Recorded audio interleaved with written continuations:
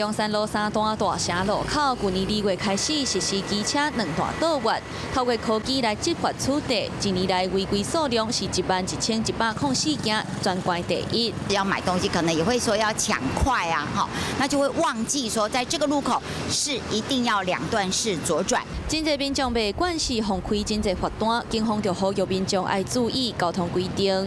实施科技执法以后那交通事故明显下降很多。住伫大城里的乡亲最近可能收到真侪罚单，为着家己的交通安全，避免互罚钱。里长感谢县议员、埔里警分局加强宣导，来宣导与呼吁用路人需要遵守交通规则，以免受罚。这个路口是全埔里镇唯一需要机车2段倒弯的所在。另外，还有弄红灯无让过路人，都会透过科技来执法处理，提醒民众就要注意。